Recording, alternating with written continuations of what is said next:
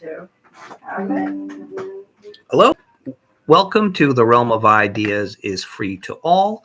This is episode 20. This one is entitled "The Importance of Unbreakable Bonds," and what we're going to talk about is the generative and diagnostic capacity of the unbreakable bond. All right, so what is this? These are a series of informal kind of ruminations that I have once a week where I kind of take a topic that's important to me and I kind of walk through it and kind of like do it in terms of something related to my work. It had been initiated as a project a couple years ago where I was going to do a collaboration with a colleague. And then as that project kind of fell apart, I started to do a series of, I had these ideas. Anyway, what happened was I initially had done these on another platform. Unfortunately, that platform basically didn't work out. So I decided to kind of put them on this. And I think there was initially uh, 30 something that I had done. But, and then as a result, I kind of like decided I wanted to do them again. So I just simply kind of did them again. And we're kind of nearing the end of that group. We're now at number 20. So what is this? This is a series of kind of ruminations for me about my work as an architect, as a researcher, as a draftsman, and as an artist. And it's kind of going through my kind of process of how I think and process information.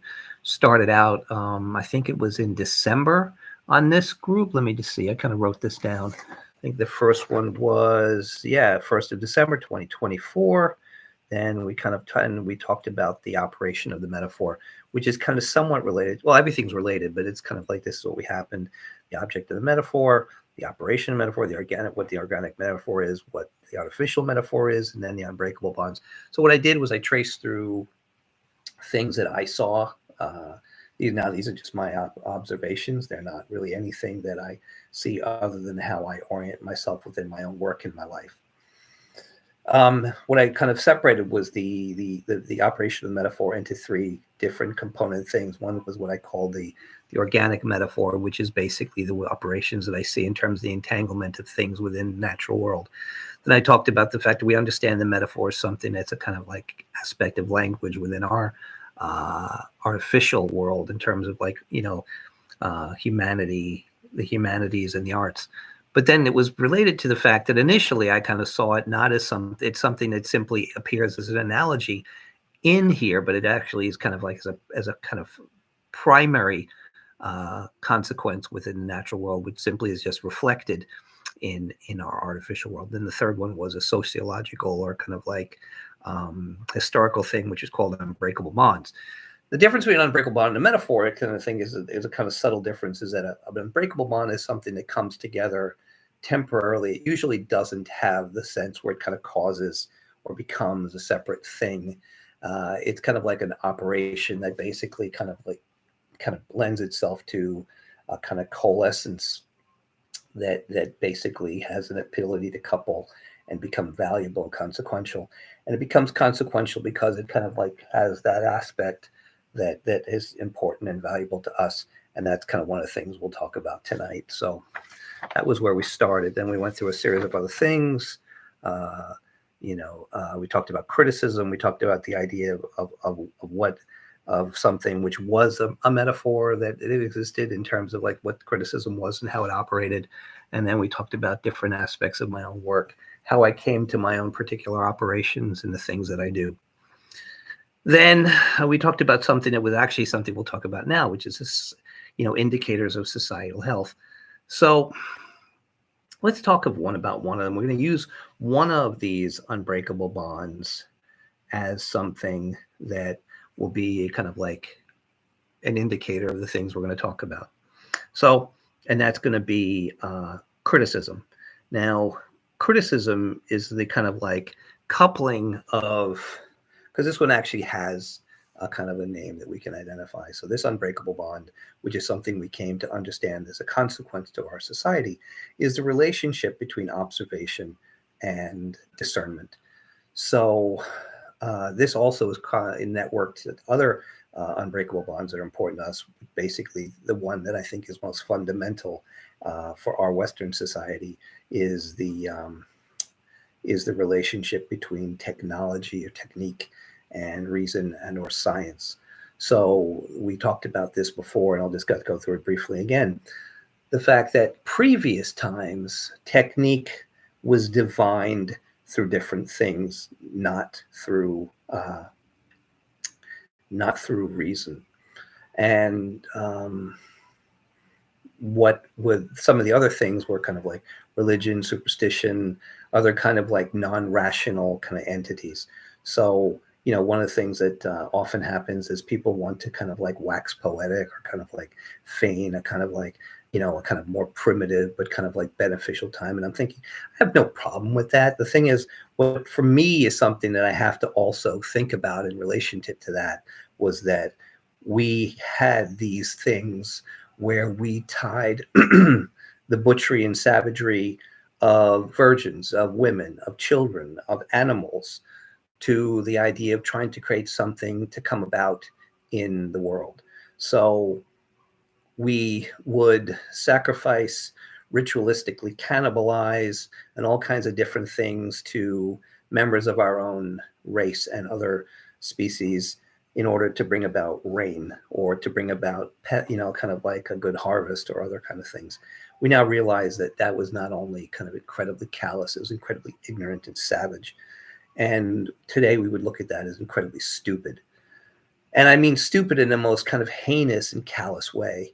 Uh, so I don't really I see the other side of that indigenous beauty. And I see that as a kind of like the kind of thing where I can't really forgive us for being that ignorant, but I can make sure that we don't go back to a time that is that ignorant and that callous and that savage and that brutal and that cruel. So that brings us to this situation. Like I said, we're going to use the example of criticism. And what happened was, as a result of coming to this understanding that there's a benefit to having our technique linked to science, we can benefit from these things and the fact that we can kind of test and kind of understand and appreciate the things that we can learn by using experimentation, by using kind of like analysis and other, rational kind of components to better understand those things that we do that we might call traditions or techniques or the technical aspects of our society. So we did have the ability to make iron, which we kind of understood through a kind of trial and error process. But the ability to kind of like forge these things, aside from trial and error, was what we happened to kind of like infer kind of inductive reasoning and then kind of like experimentation. And as a result of these things, we were able to kind of test and improve and be able to kind of evaluate and even anticipate and predict certain things that could happen, which had previously not been available. So the thing is, we couldn't change the weather. We have the secret Jewish space laser that nobody's supposed to know about, and we do it that way. I'm winking so you guys understand. I'm not Jewish. I do, however, kind of like admit to kind of like being very closely related to being a very strong Zionist. But I do believe that for the sake of the matter, the Jewish people have a right to self-determination in a homeland in Israel. And I kind of like strongly stand behind that and feel as if like that is something I support and will always support, because the Jewish people have a right to that, as any group of people that can be as productive and as fertile and as embodiment of the idea of genius as, of course, anybody, especially the Jewish people. I think, like, was it somebody told me once, I saw, it was Neil deGrasse Tyson who made a lecture. Some of the other things he said in the lecture were kind of absurd, but he did mention the fact that I think 20% or more of the significant Nobel Prizes in physics and chemistry and medicine are won or have been kind of secured by people of Jewish background, even though they make up like less than 1% of the population. So I'm thinking this is a group that overachieves in terms of genius. And one of the things I've said recently, this might explain certain things, is the fact that genius is certainly under attack from those resentful people who have a certain set, who lack that ability for self-awareness.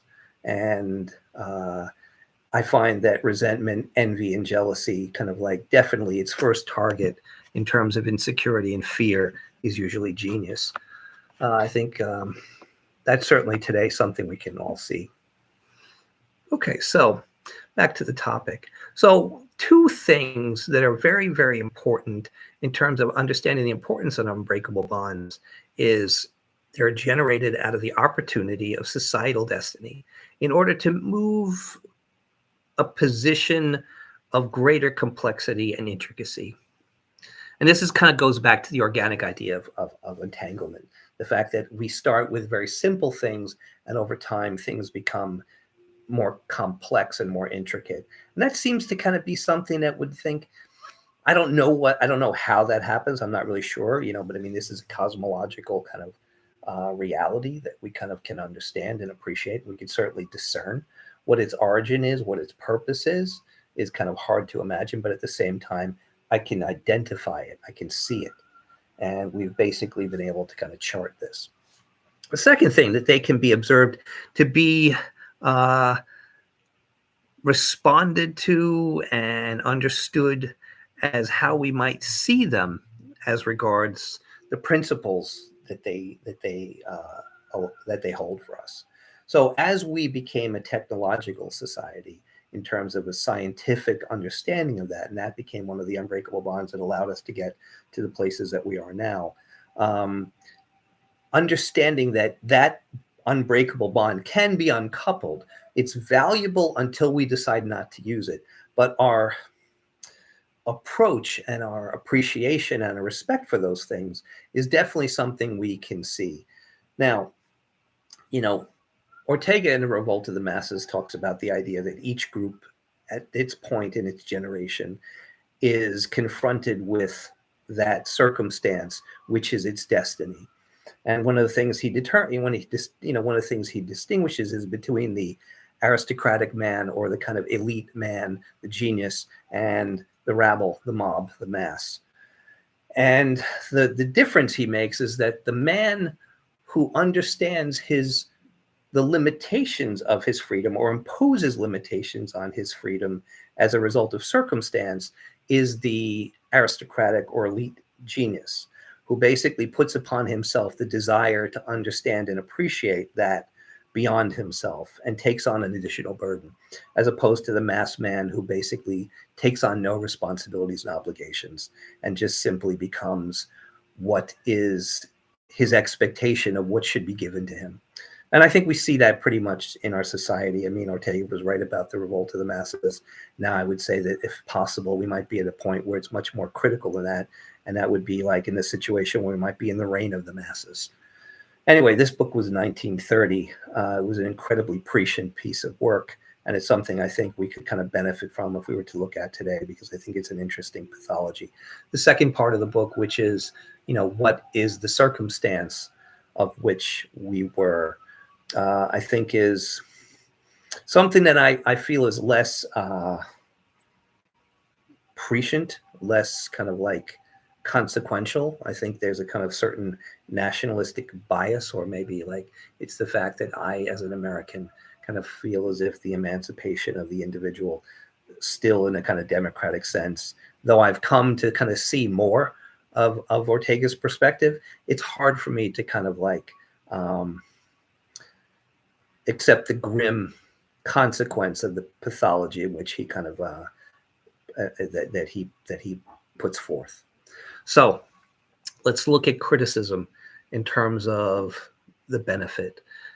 We understand the value of a technological society, and we understand the fact that as a result, certain kind of activities and operations will be able to be kind of put forth in order to help us with that.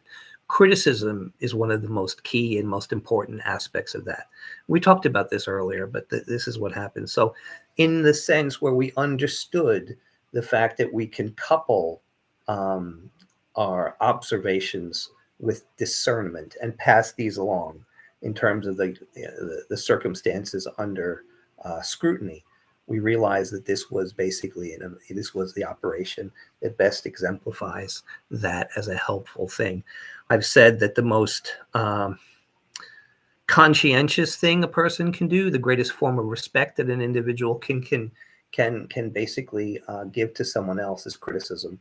I feel as if this is something that sounds bizarre in this world, and that's kind of part of the second part of this presentation, which is the indictment of societal circumstance as a result of not regarding this thing in its proper sense. So I can easily look at something and someone can say, "Hey, Bruce, what do you think about this?" And I can say, "Oh, it's very nice." And a lot of people will say, "Oh, that's great," because I like when things, I like that I can do nice things. That makes me happy. But that was the difference between telling somebody what they want to hear and the more consequential aspect of telling people what they need to know in terms of what you believe is the circumstance. Now, again, I can be wrong in my observations and I can pass that along, which is why discernment, the second part of it, actually gives it a consequence, is that not only regardless of my intent, I'm simply kind of giving forth some information. And that information comes in the form of observations or kind of critiques. So I'm basically saying, I believe these certain things that I mentioned may have a consequence in terms of kind of deepening it. By focusing on them can deepen your understanding of the information that you've put forth, that I basically am giving you information about.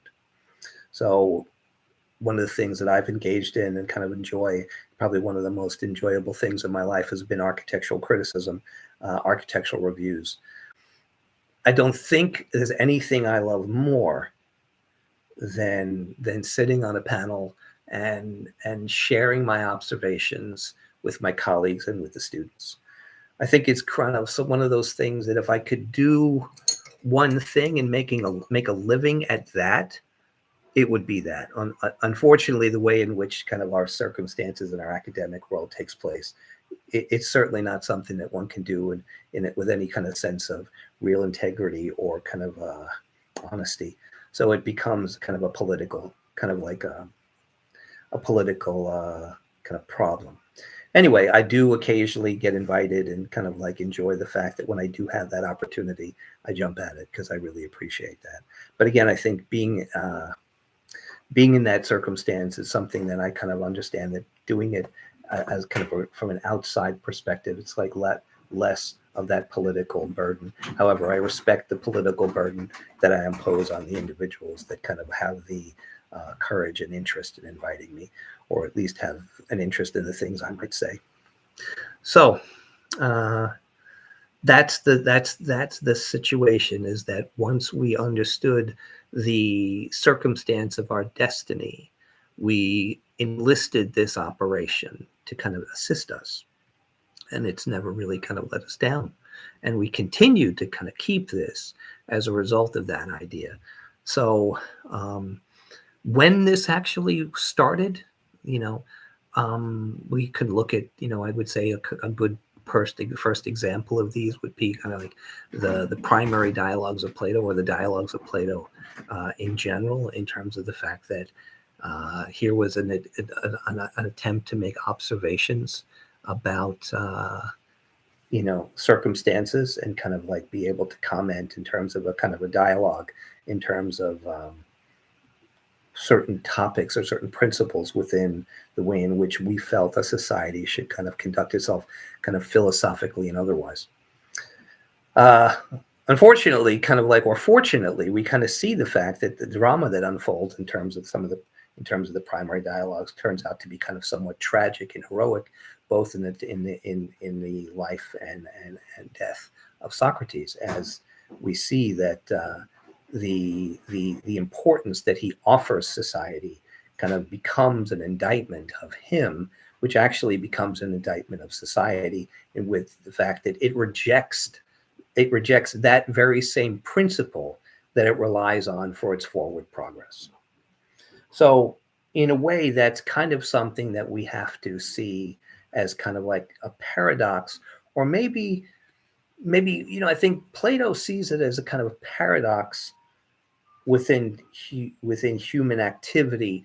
I see it more as a kind of balance that exists within these these times, or any time relative to this particular unbreakable bond. Now, there have been times when this idea of observation and discernment has disappeared, and observation was not uh, basically linked to discernment.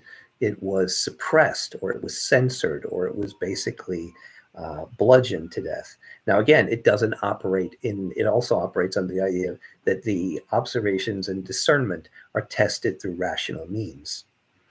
Now, again, we talked about Hume a couple of weeks ago. We've talked about him a lot because his treatise on human nature is one of the most important books that I've ever read. And I kind of basically go back to it in the fact that he says that the passions drive the body and the mind, and rationality is something that can basically temper these ideas, but is not the generator of these ideas.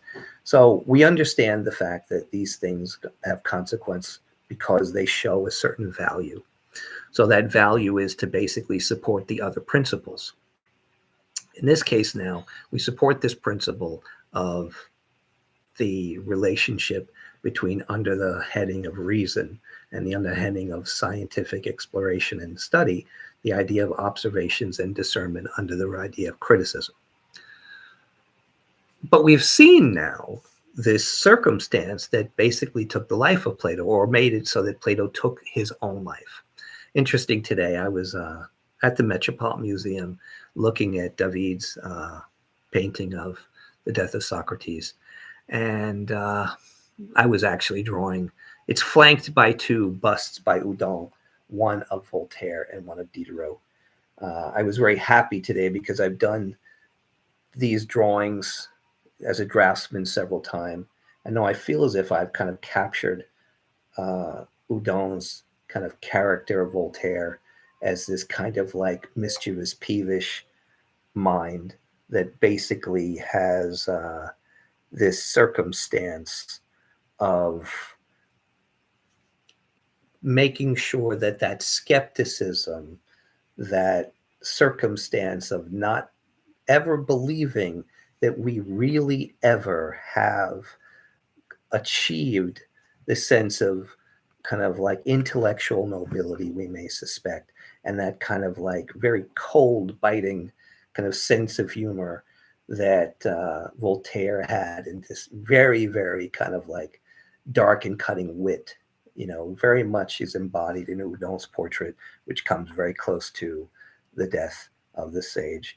The other piece that flanks it is the one of Diderot, who I think reminds us that these things, these principles, these structures that we have obtained can easily slip through our fingers, and we can make these incredibly foolish mistakes and go back to a more feral, barbaric time.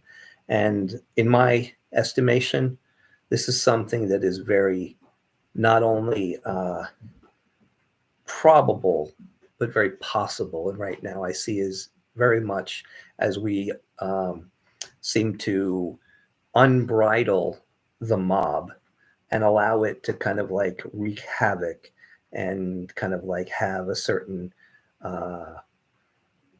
freedom, social liberty to invoke its wrath upon that which is of circumstance, that which is genius. It's a terrifying consequence that we have presently, and I don't see anyone who is in a position who wants to abate it, and that's kind of a really kind of sickening thing that a person like myself has to contend with. Often I say, when people ask me how I'm doing, I kind of say sometimes when I want to kind of express a certain kind of wit, I'll say that I'm enduring the plight of genius. And I think I've never basically had that to be more the case than it is right now. And that might come to kind of be a good way to kind of go into the second thing that happens. And that was when I said that we can observe in how the unbreakable bonds are responded to and maintained as how we feel as a society we regard the principles that they embody. So going back to the idea of Plato, going back to the idea of Socrates, Socrates basically kind of like tries to make critiques and observations and question and look for the ability to kind of like provoke discernment and judgment in individuals based on this information. And it costs him his life, or it costs him to kind of put himself where he takes his life. And maybe he felt, in a way, as I felt, that suicide is actually one of the great creations and inventions of man, which separates tradition from culture. Suicide is a choice, that there are conditions under which persistence, which is the Darwinian circumstance, kind of will be suspended, right? I mean, we know now that that idea that animals did not have consciousness, it was incredibly naive. And we know that there is an impulse to persist. But what is that? What is the origin? What is the impulse of that persistence? Why is it?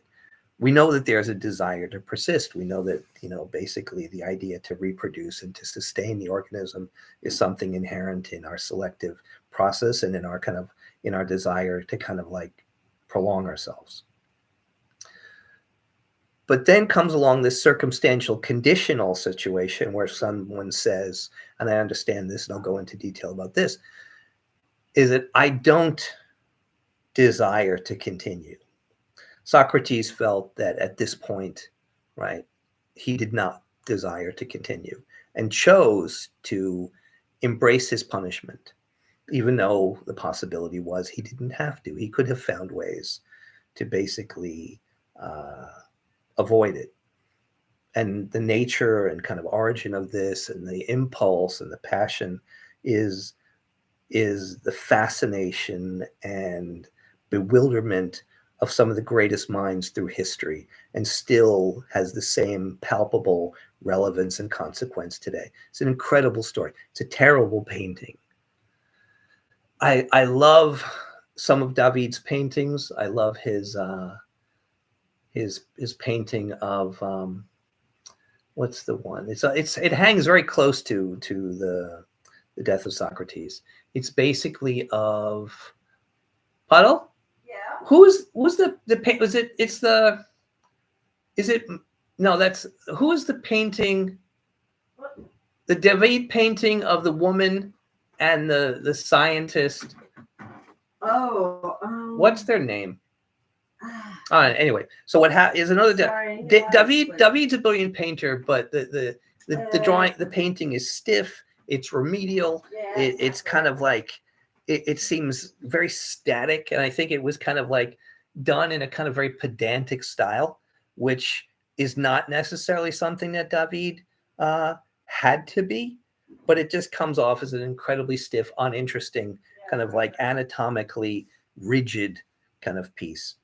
But again, the story is palpable. The story kind of stays with it. It was incredibly visceral and moving at that time in history in the 18th century, and is still, with us today, as the fact that we realize that criticism can not only kind of get you not what you want in terms of, the assistance of other individuals, especially when it's solicited, but it can also get you killed.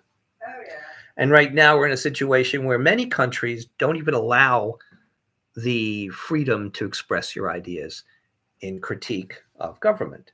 And in fact, one of the things that's really troubling is that over the last several years, including today, and I think that things are kind of getting a little bit easier in the last several days, but the idea that one could not raise voices against the government, or that the government would discern what was the truth, was an incredibly troubling idea. And like it was 2 or 3 years ago, the government decided that they would decide what was true, and that they could decide as a result that other ideas basically could be uh, attacked as kind of like dangerous. Ideas are dangerous, but they can't be seen or acted as dangerous because they're subversive in the idea. The idea of thinking and having ideas is in itself a subversive revolutionary thing, because it kind of goes against the static delusion that people have. The world is not static; it's changeable. It's changing constantly. It is an existential circumstance that we understand, which is why I kind of made the distinction between social liberty and freedom.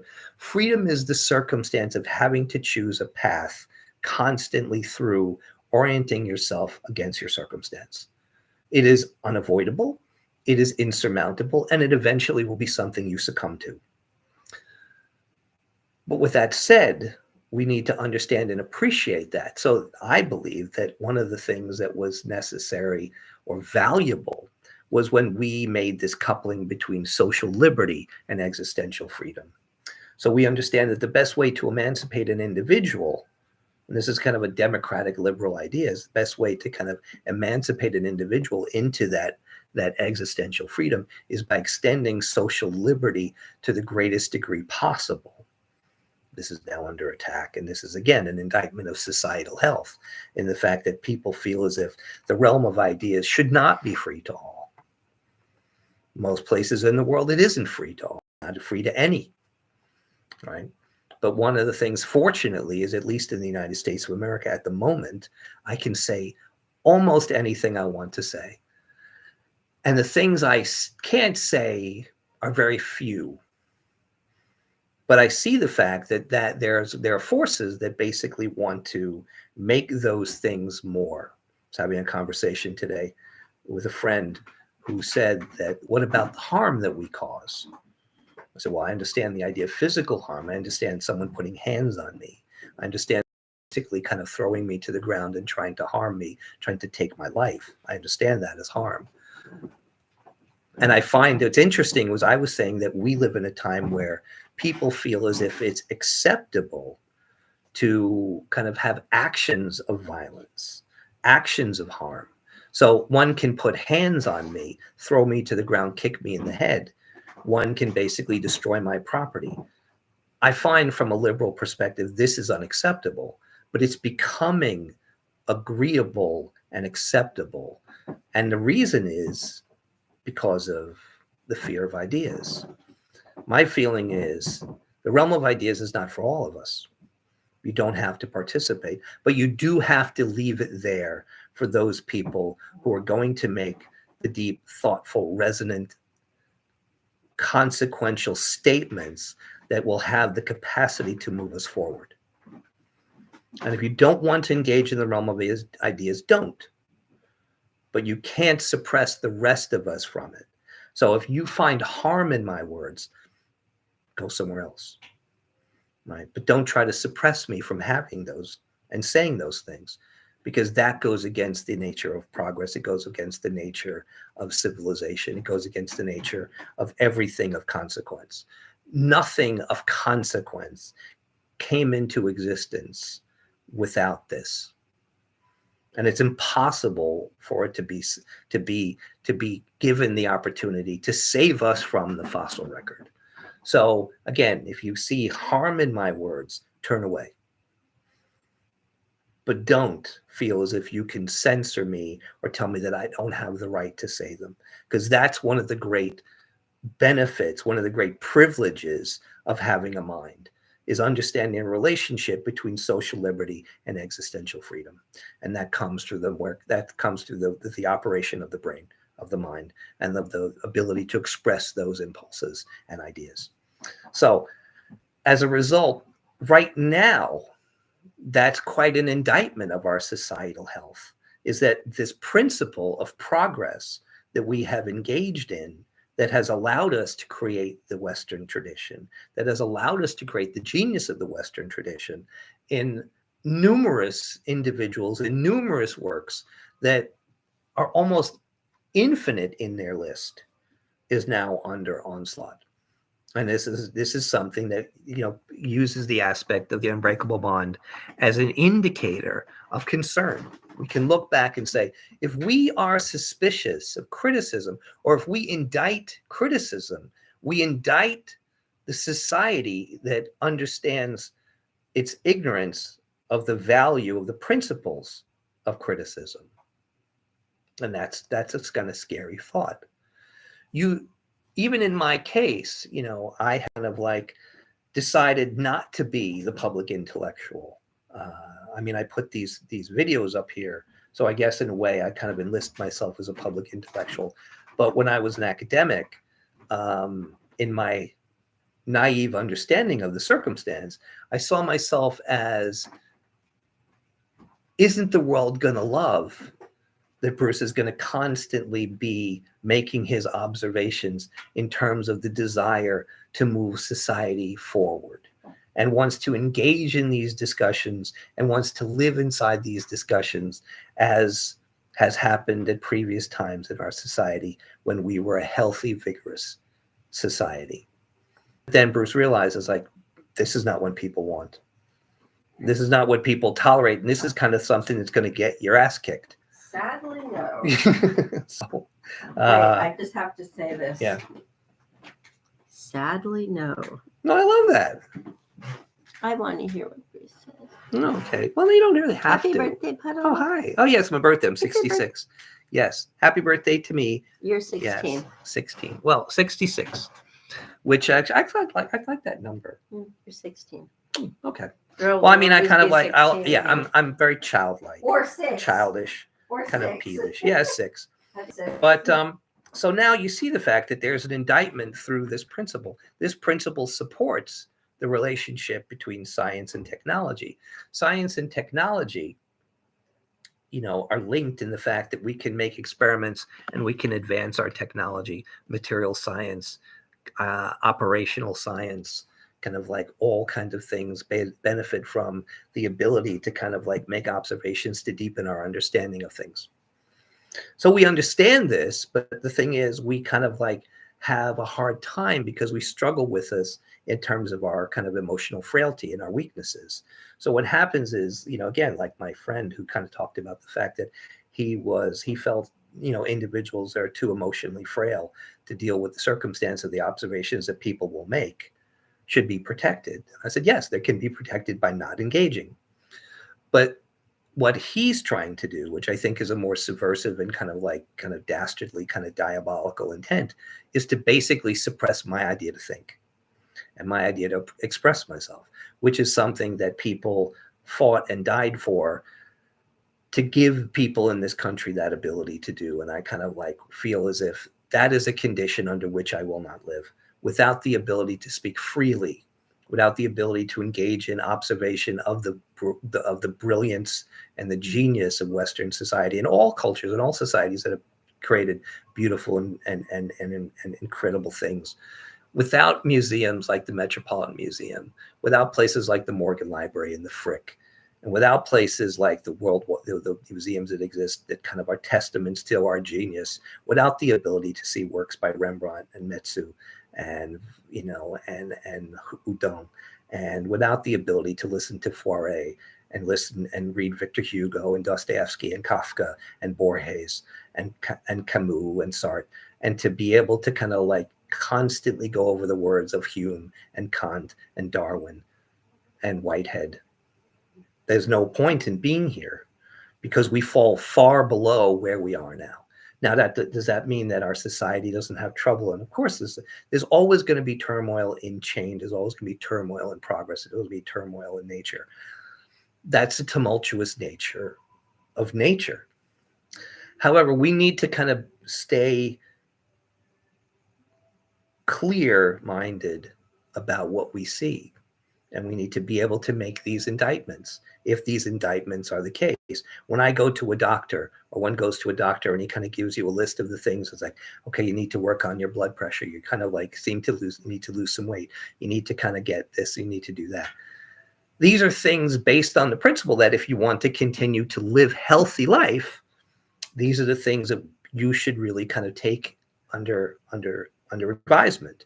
So away, that diagnostic aspect is that which we can see. So right now, if we look at the second part, which is the ability to kind of understand where we stand in relationship to our principles, right? We look at those unbreakable bonds and see how we maintain them. Just the same way as if you have any operation, markets in an economy, a car on the street. I mean, two people can buy the identical same car, as close to the identical same car. One person can basically appreciate that and kind of basically take under his. I want to announce this. Oh, what's this? What's that? The Frick reopens on the 17th. Oh, yay! Oh, And the it's Frick opens on the building. 17th. And oh my God, Yeah. honestly, one of the things, like I said, the conditional response to me is life. I remember saying the first time I actually made a conditional response to the world was when I realized if indeed there's going to be a nuclear holocaust, I had decided that I want to be in the middle of the blast, so I'm vaporized, because I had no interest in living in a world that would fall that far below itself, and that we would be reduced to kind of like tribal feral people. Oh, awesome. Highlights of drawings from the Frick and the Morgan Library have always put much more of an emphasis on the primacy and efficacy. Oh, Degas, Rubens, Goya. Oh, okay, cool. Drawings are the most essential process aspect of work. Oh, Vermeer. Cool. Okay. Cool. Okay. So, as a result, that was the conditional circumstances. Like, if the world is not going to have the great books, if the world is not going to have the great paintings, the great music, the great concert halls, if we're no longer going to have museums and libraries, I don't want to be here.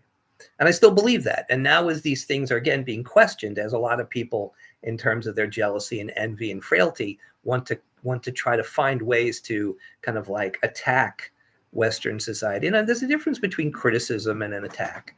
I think to intentionally try to discredit genius is just violent, pathetic, and petty and vindictive. That's what I see, is the ability to want to discredit or besmirch or slander genius. And that is a result of weakness. It's a result of emotional frailty. But again, at the same time, my question is, if you don't like to exist in a realm of ideas in its purest sense, stay out, right? But don't take it away from those people who use it as a way to kind of move progress forward, to move society forward in progress. So we see this indictment of the fact that criticism is under siege. It's under siege, at least socially, and even is becoming under siege academically. I think that that's one of the things that over the course of my tenure in academia, I've seen from the point when I was a student back in the 70s to as I was a professor in the 80s and 90s to the point where now I kind of was a researcher from that point on. I've seen the fact that, like I said, I've had to kind of like self-censor, the idea of like, the world wants the observations of academics or the observations of people with inquisitive minds, that adventure, that imagination and curiosity that comes to, deep, thoughtful, consequential statements is something that we all want to revel in. We don't. We never have. I've never found that. And I find now that the indictment of that is actually greater probably than it's ever been in my life. Like I said, I kind of like self-censored to the point where I basically kept it within the academy, then I kept it within the studio, and then I kept it within the studio within certain circumstances, because I realized it was not only not appreciated, it was basically kind of like attacked. And that's an indictment of us wanting to make progress. It's an indictment of the traditions that brought us here.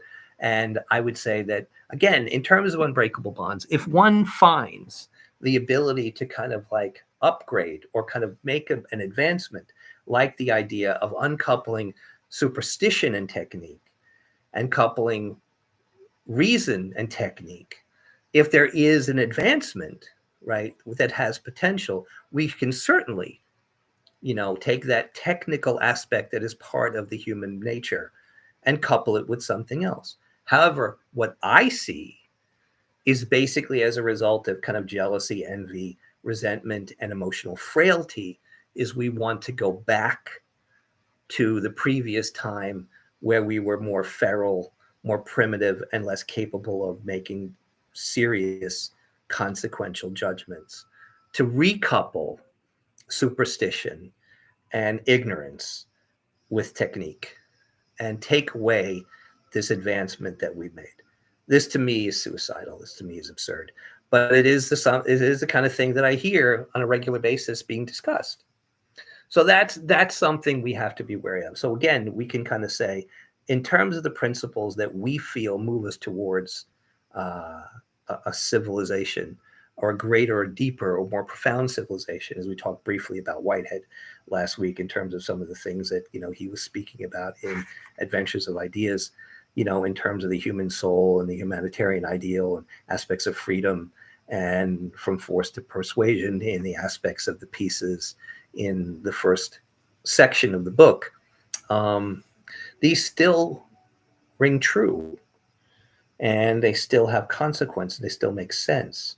And like I said, in terms of value, the idea is if something pertains to having a consequence, which is it doesn't necessarily have to be true in a divine sense, in a complete, total sense, but has a value that allows you to make certain discernible, consequential actions, it's stupid not to allow it to kind of maintain itself.